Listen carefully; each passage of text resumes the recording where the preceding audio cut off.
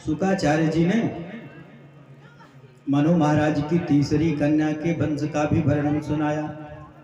कहा तीसरी कन्या प्रसूति का विवाह तो प्रजापति दक्ष के साथ हुआ था, लेकिन हे राजा परीक्षित, उसकी सबसे छोटी कन्या जो थी सती, वो तो अपने पिता की यज्ञशाला में ही जाके भस्म हो गई। अरे महाराज, ऐसी विचित्रता कैसे हुई? भला ऐसी क्या बात हुई कि उस लड़की को अपने पिता के ही यज्ञशाला में भस्म होना पड़ा? हमको थोड़ा विस्तार से समझाइए और फिर बताना प्रारंभ करते हैं। शुकाचार्य जी कहते हैं मनु महाराज की तीसरी कन्या का विवाह प्रजापति दक्ष के साथ हुआ। उनके 16 कन्याएं हुई। 13 कन्याओं का विवाह धर्म के साथ कर दिया। एक का स्वधा का पितृगणों के साथ कर दिया, स्वाहा का अग्निदेव के साथ कर दिया। ध्यान देंगे, मनु वो प्रसूति की एक कन्या का विवाह अग्निदेव के साथ भी हुआ है, स्वाहा का, और सती का विवाह भोलेनाथ से हो गया। तो महाराज ऐसी कौन सी समस्या आ पड़ी कि जाके यज्ञशाला में उसको अपनी शरीर छोड़नी पड़ी? पूछने पर बताते हैं सुखदेव जी। एक बार की बात है, भोले बाबा और सती बैठे हुए थे कैलाश में, और ऊपर से आज देख रही हैं सती कि बहुत सारे विमान इधर से चले जा रहे हैं गड़गड़ाते हुए। अरे भाई, आज कुछ ऊपर आसमान में ट्रैफिक कुछ ज्यादा दिख रहा है, कोई बात है जरूर। कि सती बिलोके गगन विमाना, सती बिलोके गगन विमाना, सती बिलोके गगन विमाना, जात चले सुंदर शोभनाना, जात चले सुंदर शोभनाना, जात चले। महाराज, सारे विमान चले जा रहे हैं सुंदर सुंदर चिन्हों से अलंकृत। रहा नहीं गया सती से, तो एक देवी को बुलाकर पूछ ही लिया, अरे क्या बात है, आज बहुत सारे देवताओं के विमान इधर से ही जा रहे हैं। तो उस देवी ने कहा, अरे सती, आपको मालूम नहीं है क्या,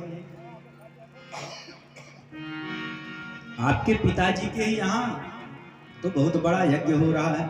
उसी यज्ञ में सम्मिलित होने हम लोग जा रहे हैं। महाराज, सती ने सुना,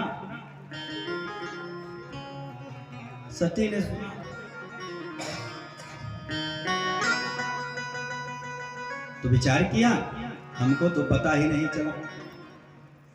किसी ने कहा, अरे तुम्हारा सती, आपका वो निमंत्रण चिट्ठी पत्री कुछ आई नहीं क्या? सती ने कहा, अरे नहीं आई है, तो आ रही होगी। अरे जब पिताजी के ही यहाँ यज्ञ है तो फिर कोई बात नहीं। और महाराज चुपचाप आके सती भोलेनाथ के बगल बैठ गए।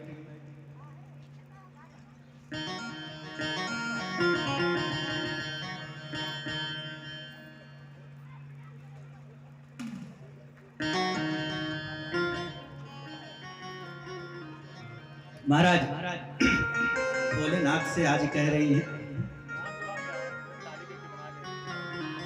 हे भोलेनाथ, मेरे पिता, आपके ससुर जी जो हैं, मेरे पिताजी जो हैं, उनके यहाँ बहुत बड़ा यज्ञोत्सव है।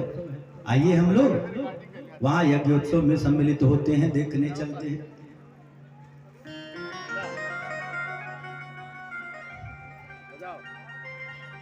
कि पिता भवनोत्सव परम जो प्रभु आयसु, अगर आपकी आज्ञा हो तो हम लोग चले। कि प्रजापतेस्ते ससुरम च सांप्रतम, अरे आपके ससुर जी ने कितना बढ़िया यज्ञ किया है। हम लोग चलते हैं। महाराज उनका संबंध भी याद दिला रही हैं सती कि महाराज आपके भी ससुर जी लगते हैं।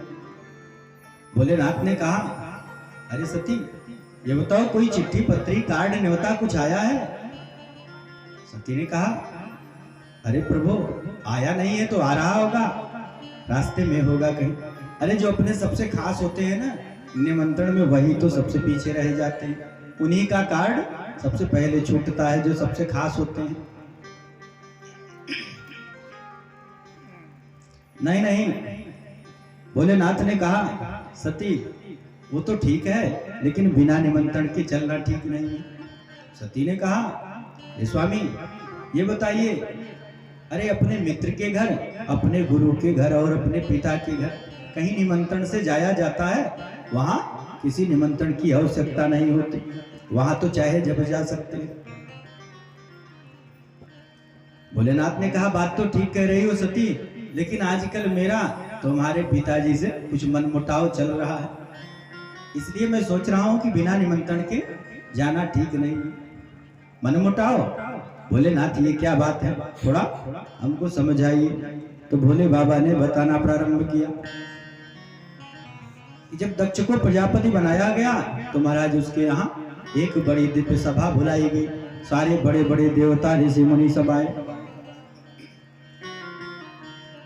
ब्रह्मा विष्णु महेश सब लोग पहुंचे, सब बड़े बड़े देवर्षि मुनीन्द्र सब आए। आया जैसे ही प्रवेश किया, सारे लोग उठ खड़े हुए स्वागत सम्मान में।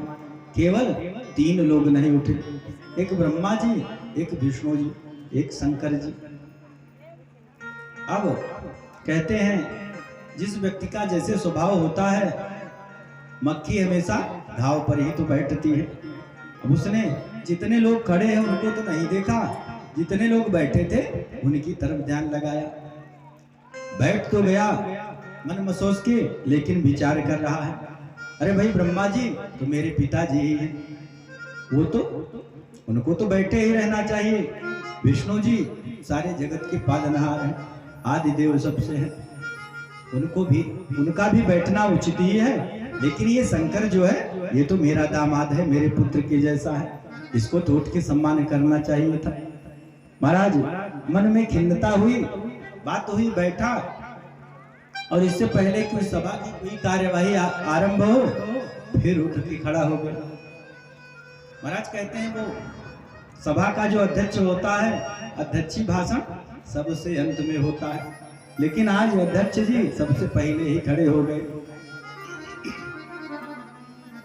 और इतने भर में तो क्रोध के कारण आंखें लाल हो गई, चेहरा एकदम गुस्से से तमतमा रहा है, और उसने सबको, सारे सभासदों को संबोधित किया।